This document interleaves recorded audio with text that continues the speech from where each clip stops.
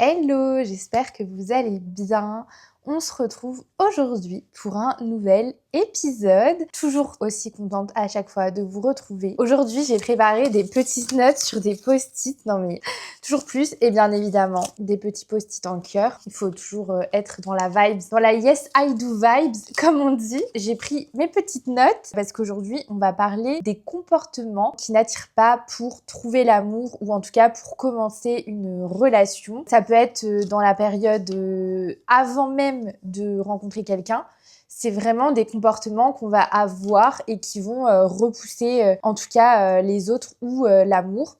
Et du coup, aujourd'hui, j'avais envie de vous parler un peu de ces comportements-là, vous donner des clés si jamais vous avez ce type de comportement pour éviter justement, ou en tout cas faire peut-être un travail sur certains de ces comportements pour éviter d'en faire des vérités absolues chez vous et surtout de vous empêcher de rencontrer quelqu'un parce que vous avez ce type de comportement. Bien évidemment, ça marche dans les deux sens, c'est-à-dire que ces comportements-là, ils vont aussi bien évidemment ne pas vous attirer chez quelqu'un. Et du coup, par exemple, si vous rencontrez quelqu'un mais qu'il a un de ces comportements-là, ça risque de freiner en tout cas la relation, bien que la personne vous plaise, etc.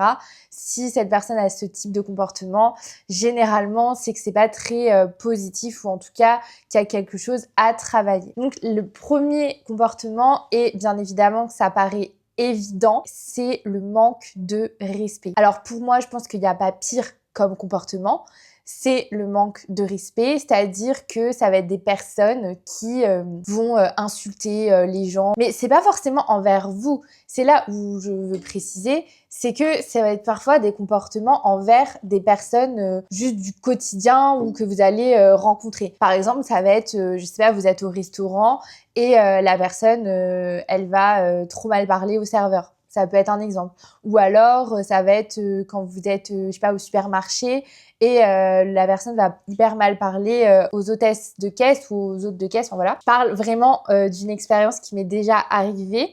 Alors ça, c'était une personne en couple, mais typiquement, ce type de comportement-là, si vous voyez une personne avec ces comportements-là avant même de vous mettre en couple, bah c'est clairement à fuir. Pour la petite story time, j'étais hôtesse de caisse pendant un peu plus d'un an, pendant mes études. C'était un job étudiant. Et un jour, en fait, il y a un homme qui était, je pense, de mauvaise humeur. Et c'était un samedi matin, je m'en rappellerai toujours. Et en fait, il y a plusieurs articles qui passaient pas. Et du coup, moi, je devais attendre à chaque fois que la responsable vienne badger. Et en fait, à un moment donné, il s'est énervé parce qu'il devait attendre. Il m'a regardé en mode pourquoi je dois attendre, etc. Et moi, j'ai regardé, je fais bah, j'y peux rien, enfin, c'est pas de ma faute.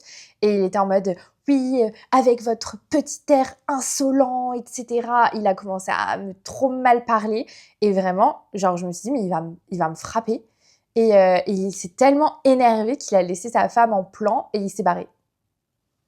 Et là, j'étais en mode, mais what the fuck? Genre, qu'est-ce qui se passe? Le mec est complètement fou. Donc voilà, ça c'est typiquement un exemple d'une personne qui manque complètement de respect. C'est ce type de comportement qui fait fuir les gens et qui fait fuir pour bien évidemment se mettre en relation avec quelqu'un. Donc si vous rencontrez quelqu'un qui est tout le temps là à se moquer des autres, rabaisser, critiquer, insulter, dénigrer constamment, il n'y a déjà rien d'attirant dans ce type de comportement, mais en plus de ça, c'est hyper négatif et ça montre une très mauvaise image de la personne. Et inversement, si toi t'es du genre à toujours un peu te moquer, critiquer, dénigrer, sans aller jusqu'à l'histoire que j'ai racontée, hein, on va peut-être pas aller jusque là, mais rien que juste d'être tout le temps en train de se moquer des autres, être là dans la critique, en fait ça montre une image très négative de toi et du coup ça n'attire pas. Et ça, moi, c'est quelque chose que j'ai remarqué vraiment au fur et à mesure des années que j'ai grandi, etc.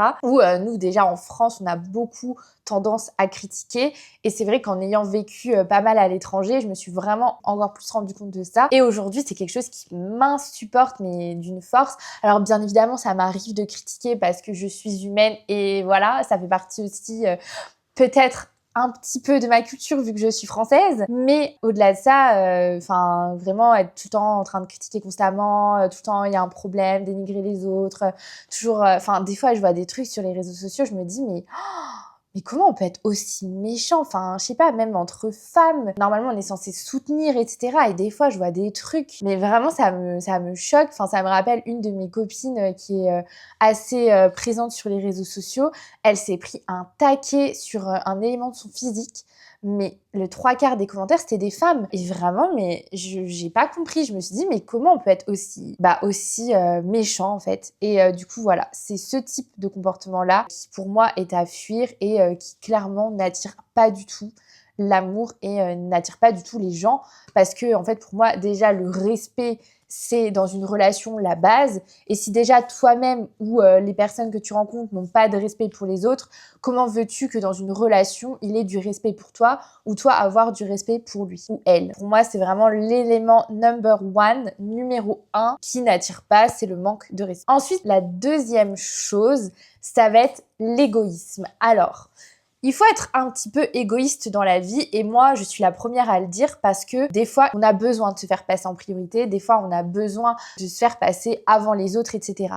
Par contre, l'égoïsme dans le sens où tu vas être constamment en train de parler que de toi, ne pas être en train d'écouter l'autre, toujours vouloir que tout tourne autour de toi, de tes pensées, de ta vision, etc. Ne jamais être dans l'ouverture vers les autres, bah en fait tout simplement que c'est pas possible. Et pour moi, l'égoïsme démesuré peut impacter fortement une relation parce que si tu te mets en relation avec quelqu'un qui ne parle que de lui, qui ne pense qu'à lui, bah à un moment donné, il y aura un déséquilibre parce que c'est pas le but d'un couple, c'est pas deux personnes qui pensent qu'à elles et qui ne pensent pas à l'autre.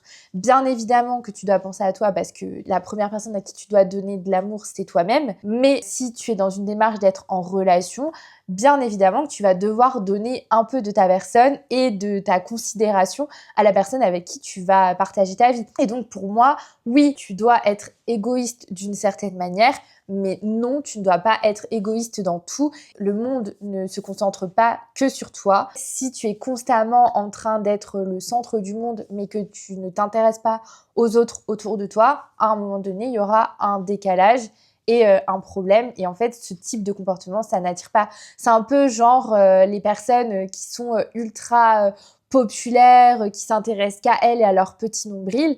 Bah en fait, à un moment donné, ça n'attire pas parce que si tu es constamment centré sur ton propre nombril, comment veux-tu créer une relation avec quelqu'un? Enfin, pour moi, c'est juste pas possible. Typiquement, si je rencontrais un homme qui était centré sur lui-même, qui était hyper imbu de sa personne, hyper égoïste, qui en aurait rien à faire de moi, qui parlerait que de lui, qui s'intéresserait pas à moi, qui me poserait aucune question, etc.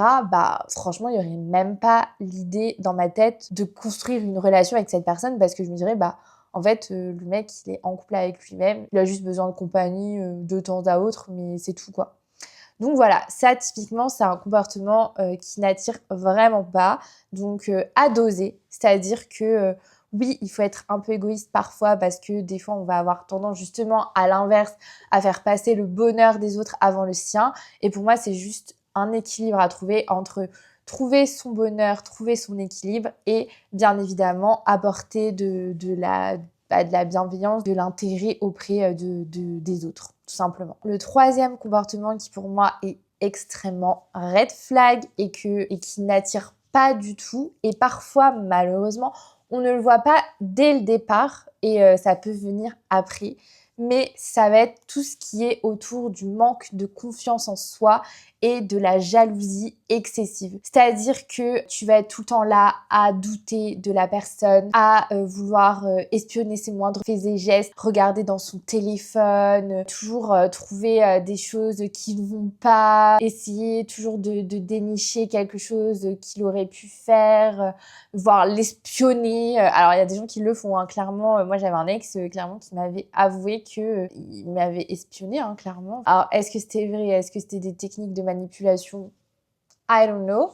Mais en tout cas, bref, c'était un comportement ultra toxique tout simplement. Mais voilà, et de vouloir contrôler l'autre. Alors là, ça va être par exemple de dire j'aime pas que tu mettes ça, ou de critiquer tes amis, ou de commencer à dire ah non, j'ai pas envie que tu sortes à tel endroit, etc. Enfin voilà, tout ce qui est toxique trait va là-dedans. Donc ça veut dire que généralement, les personnes qui ont ce type de comportement, c'est des personnes qui n'ont pas confiance en elles. Et en fait, malheureusement, ça implique que du fait qu'elles n'ont pas confiance en elles, elles vont croire, ou en tout cas, elles vont tout faire pour contrôler ta vie, contrôler tes moindres faits et gestes, être toujours là constamment à espionner ce que tu fais, etc.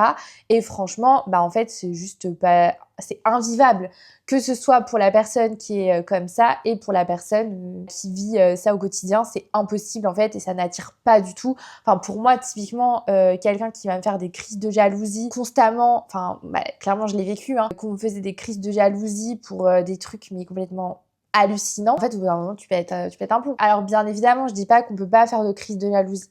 Je dis pas qu'on peut pas être jaloux, parce qu'il y a des moments, peut-être qu'on va avoir des situations qui font qu'on va être jaloux. Par contre, il y a jalousie et jalousie excessive. J'en ai déjà parlé, d'ailleurs, j'en ai fait un épisode sur la jalousie. En fait, c'est un comportement à l'excès qui peut être vraiment destructeur, tout simplement. Ça peut détruire ta propre vie si c'est toi qui es jalouse maladive, par exemple. Et inversement, ça peut détruire ta vie si tu es avec quelqu'un qui est jaloux maladif. Parce que, en fait, tu vas pouvoir rien faire. Le moindre fait et geste que tu vas faire, ça va être une catastrophe. Enfin, moi, je me rappelle dans ma relation avec la personne qui était hyper jalouse, dès que je devais faire quelque chose, c'était un drama, mais pas possible. Dès que j'allais m'habiller d'une certaine manière, drama. En fait, c'était constamment des dramas. Des fois, je me réveillais la nuit et je me rendais compte qu'il avait fouillé dans mon téléphone. J'avais même installé, quand même, on en est là, hein, j'avais installé une application sur mon téléphone pour me dire que quelqu'un avait fouillé mon téléphone. Genre, j'étais arrivée à ce stade-là, alors que j'avais rien à cacher.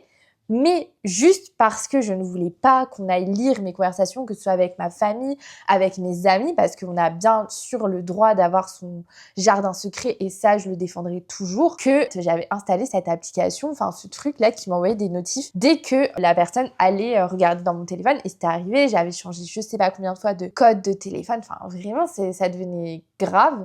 Donc, si jamais on rencontre une personne qui est comme ça, franchement, c'est à fuir. Et si on se rend compte pendant la relation que la personne est comme ça, il y a deux options. Moi, clairement, l'option, c'était l'option 1, c'est de me séparer. Mais l'option 2, c'est si la personne, elle est prête à faire un travail sur elle-même, lui dire écoute, c'est soit tu vas te faire soigner parce que c'est limite une maladie, hein, ça devient une obsession après, la jalousie maladive, hein, clairement on le dit. Soit tu te fais accompagner pour traiter ça, soit c'est terminé. Enfin, honnêtement, on peut pas vivre avec une personne jalouse maladive, c'est pas possible. Après, je dis pas, hein, moi ça m'est déjà arrivé de fouiller dans le téléphone d'un de mes ex. D'ailleurs, ça avait été assez concluant parce que j'avais trouvé quelques messages pas ouf, mais voilà, j'étais jeune, j'avais genre 18 ans, donc c'était mon premier copain, voilà, j'avais des soupçons, ils se sont avérés vrais, mais voilà, mais je pense que oui, on peut fouiller dans un téléphone à partir du moment où on a des soupçons sur quelque chose. Alors, je suis pas en train de défendre le fait de fouiller dans un téléphone, pas du tout, mais à partir du moment où t'as vraiment des soupçons, que la personne a des comportements hyper bizarres, etc., moi, je peux comprendre, et franchement, je peux comprendre complètement qu'on aille regarder.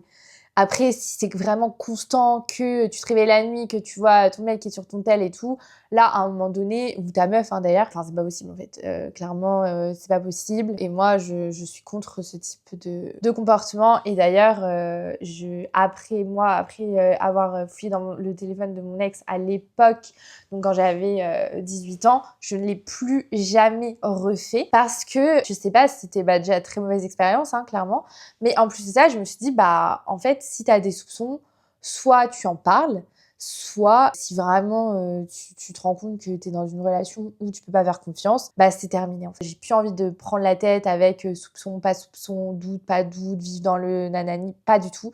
C'est très radical maintenant, j'avoue. Et si demain j'arrive à vraiment un stade où j'ai plus du tout confiance en la personne avec qui je suis, typiquement je prendrai une décision parce que je sais que j'ai pas envie de vivre dans un doute et un flou constant. Et de deux, si j'ai pas confiance en la personne avec qui je partage ma vie, en fait, c'est qu'on n'a pas d'avenir ensemble, tout simplement.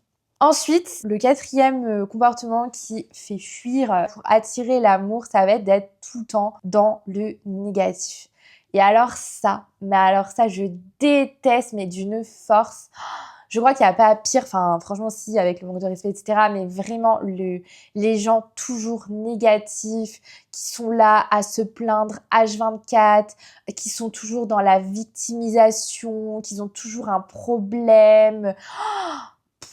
Bah voilà, vous voyez ma réaction, c'est juste épuisant en fait pour moi. Et voilà, les gens qui voient toujours tout en noir, qui critiquent tout et tout le monde, bon j'en parlais déjà tout à l'heure de la critique, mais en fait c'est pas possible. C'est pas possible et moi je connais des personnes comme ça et je sais que en relation amoureuse, en tout cas, je ne pourrais absolument pas parce que c'est juste pas possible de vivre au quotidien avec une personne qui est tout le temps qui a tout le temps un problème, il y a toujours un truc qui va pas, il y a toujours je sais pas, qui voit toujours les choses négativement, il faut toujours qu'on les plaigne. Enfin, c'est pas possible. Et vraiment, moi, je sais que en relation amoureuse, je pourrais pas vivre avec quelqu'un qui est comme ça et je trouve qu'il y a rien de moins attirant que ça. Oui, ouais, c'est ça.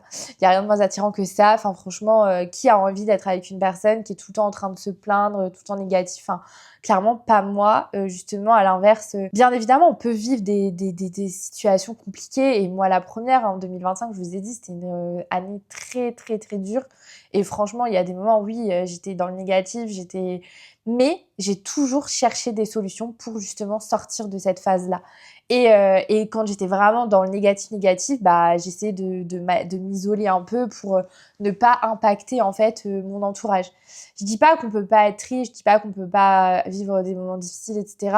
Par contre, quand c'est constant, quand c'est H24, enfin à un moment donné, tu sais, soit tu vas consulter, soit tu prends en main certains pans de ta vie pour les améliorer. Mais tu peux pas juste être là à te plaindre H24, te dire ouais ça va pas, nanani, mais derrière ne rien faire pour arranger les choses. En fait, c'est plus ça qui est encore pire pour moi, c'est que de se contenter, de se complaire dans ça. Et je sais, il y a beaucoup de gens qui sont beaucoup dans la victimisation, dans le fait de se complaire dans le négatif et dans le fait qu'on va toujours les plaindre, etc. Et en fait, à un moment donné, c'est pas possible, c'est pas viable. Et typiquement, je sais que, en tout cas, en relation amoureuse, pour moi, c'est un comportement qui est vraiment pas attirant. Si tu es dans cet état d'esprit-là, essaye de déjà régler tes soucis, essaye de te faire accompagner, de trouver des solutions, d'aller de l'avant, de voir des choses positives, même dans le négatif, etc. pour avancer en fait. Parce que tu pourras jamais construire une relation stable, saine, heureuse si toi-même tu n'es pas heureux et si tu n'arrives pas à trouver un minimum de bonheur dans ta vie. Le 5e point, c'est de jouer un rôle et de manquer d'authenticité. Pour moi, ce type de personnes-là, c'est des personnes qui sont assez fake, c'est des personnes qui sont fausses et pour moi, il y a vraiment à chaque fois j'ai envie de dire il y a rien de pire, mais en fait tous ces éléments-là ne sont pas positifs de tous les cas. Mais en fait de faire les faux semblants, c'est pas possible. Tu peux pas commencer une relation en mentant sur qui tu es, en disant que tu es une personne comme ça alors que c'est pas le cas. Enfin, en fait, l'authenticité, c'est la base. Et si tu peux pas être toi-même, si tu peux pas... si t'es avec quelqu'un, si tu fréquentes quelqu'un qui ne peut pas être soi-même, ou si toi, tu ne peux pas être toi-même avec une personne, bah pour moi, c'est que la relation, elle peut pas se créer. Tu peux pas créer une relation sur des fausses notes. Pour moi, c'est hyper important d'être avec quelqu'un qui ne joue pas un rôle juste pour plaire aux autres, etc. Et d'ailleurs, ça me fait penser... Alors, je veux pas mettre tous les commerciaux dans le même bateau, mais quand même daté quelques commerciaux dans ma vie et à chaque fois c'était un peu ça, c'était vraiment toujours à se donner un rôle, jouer avec les gens, etc., être un peu menteur. Et pour moi, mais red flag d'avoir fréquenté des commerciaux. C'est hyper réducteur, je vais me faire taper dessus s'il y a des commerciaux dans le lot qui écoutent mon podcast et je suis navrée d'avance si je vous blesse. Mais en tout cas, moi, le peu que j'ai fréquenté, à chaque fois, c'était des beaux parleurs. Et des beaux parleurs qui enrobent la vérité pour te plaire, etc. Puis au bout d'un moment, en fait, tu découvres que c'est pas forcément vrai, etc. Et en fait, je trouve qu'il n'y a rien de pire que de découvrir que la personne que tu fréquentes n'est pas honnête et n'est pas... Enfin, en fait, on en revient aussi au côté honnêteté qui, pour moi, est la base d'une relation. Si tu peux pas avoir confiance, si la personne n'est pas honnête, comment veux-tu construire encore une fois, une relation saine et durable si déjà de base tu peux pas faire confiance à la personne. Et en fait, même des petits mensonges, pour moi, c'est pas possible. Pour moi, le mensonge, c'est une trahison. Et si tu me mens, ça veut dire que je peux pas te faire confiance et que tu me trahis, et en fait je vais avoir ce sentiment de trahison. Du coup c'est pas possible, c'est comme j'ai jamais fait d'épisode là-dessus sur la tromperie, mais moi je sais que je pourrais jamais pardonner la tromperie, dans le sens où pour moi c'est un mensonge et c'est une trahison, et en fait pour moi c'est juste impardonnable. Mais ça c'est encore un autre sujet. D'ailleurs, dites-moi si ça vous intéresse que je fasse un épisode sur la tromperie, parce que c'est très important, je pense, d'avoir plusieurs avis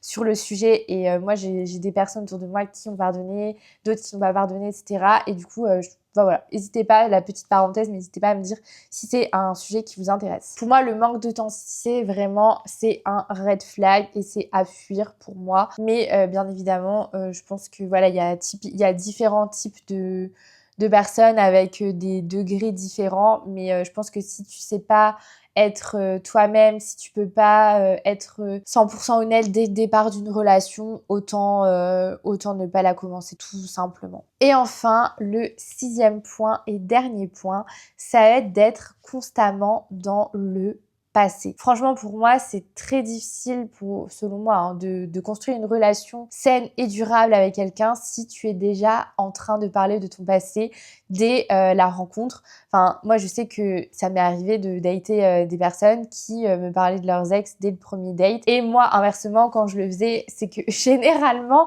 j'étais pas encore passée à autre chose. Et pour moi, ouais, c'est le signe que si tu parles de ton passé, de tes ex dès les premiers rendez-vous, comment dire?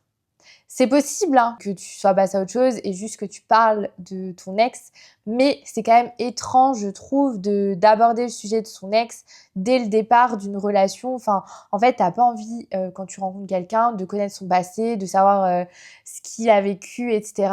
Oui, ça pourra venir plus tard, parce que je pense que le passé est important pour comprendre certaines fois des comportements, typiquement la jalousie ou la peur du rejet, de l'abandon, etc. Ça peut être des sujets qui sont abordés par rapport à ces thématiques-là, parce qu'on a besoin de comprendre pourquoi la personne, elle réagit de cette manière, etc.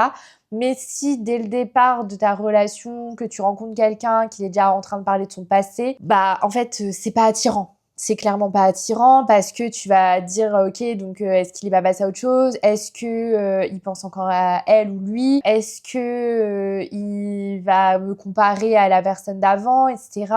Et du coup pour moi c'est un comportement qui est vraiment pas forcément attirant, voire pas du tout. Si je devais te recommander une dernière chose, c'est de ne pas aborder ton passé quand tu rencontres quelqu'un, de régler aussi ce que tu as vécu dans ton passé avant de commencer une relation. Bien évidemment, c'est pas une vérité absolue, et comme je dis toujours, je n'ai pas 100% raison, et ce que je dis, c'est de par mon propre point de vue et de ce que j'ai pu voir, échanger autour de moi en parlant d'amour, de relations, etc. Et croyez-moi, c'est mon sujet favori. Comme je dis, j'ai pas la vérité absolue. Ce que je vous partage, c'est des conseils. Mais après, bien évidemment, vous faites ce que vous voulez de mes conseils.